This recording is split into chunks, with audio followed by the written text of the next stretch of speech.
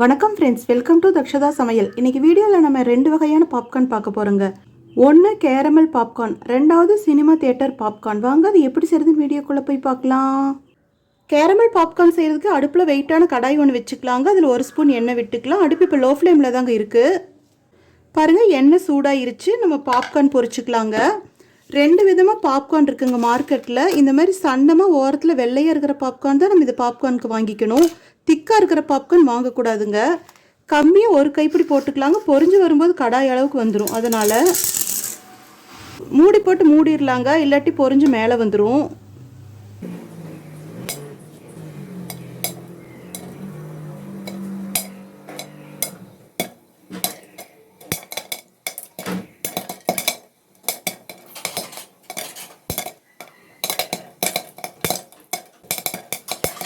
பாருங்க, பாப்கார்ன் எல்லாமே பொரிஞ்சிருச்சு. சவுண்டு வர்றது நின்றுச்சு. இப்போ இந்த ஸ்டேஜில் அடுப்பு ஆஃப் பண்ணிடலாங்க.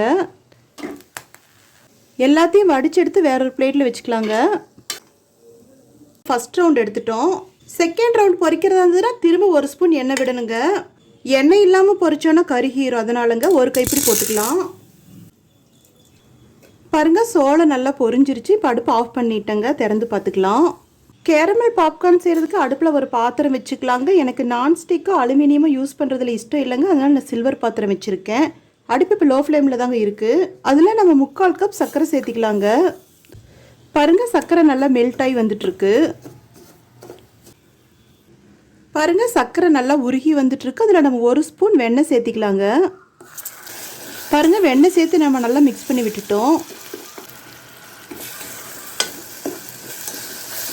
பாருங்கள், வெண்ணெய் கம்ப்ளீட்டாக உருகிருச்சு. பாத்திரத்தில் ஒட்டாமல் இருக்கிறதுக்காக நம்ம வெண்ணெய் சேர்த்திருக்கோங்க. இப்போ அடுப்பு லோ ஃப்ளேமில் தாங்க இருக்குது. 1 பிஞ்ச் பேக்கிங் பவுடர் சேர்த்திக்கலாங்க. பேக்கிங் பவுடர் அப்படி இல்லாட்டி பேக்கிங் சோடா ஏதோ ஒன்று சேர்த்திக்கலாங்க.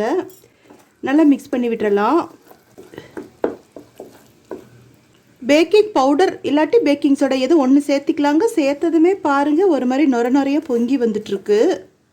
நல்லா நொறையாக பொங்கி வந்துட்டுருக்கு. இப்போ இந்த ஸ்டேஜில் நம்ம அடுப்பு ஆஃப் பண்ணிடலாங்க. நம்ம கடாயில் பொரிச்சு வச்சிருக்கிற வெள்ளை பிளெயின் பாப்கார்ன் இதில் சேர்த்திக்கலாங்க.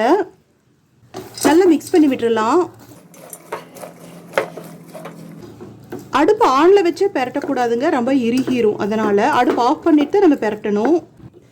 நல்லா மிக்ஸ் பண்ணி விட்டுடலாங்க. பாப்கார்ன் எல்லா பக்கமும் ஈவனாக படும்படி, அப்போ தான் இனிப்பாக நல்லாயிருக்கும்.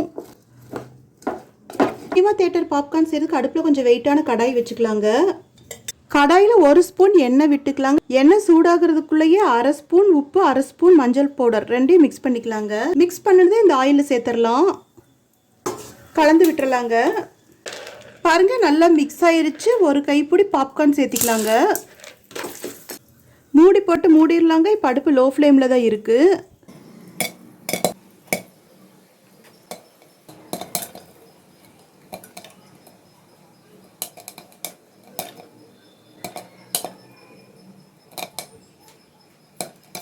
பாருங்க, நல்லா சத்தம் அடங்கிருச்சு. இப்போ நம்ம இந்த ஸ்டேஜில் அடுப்பு ஆஃப் பண்ணிடலாங்க.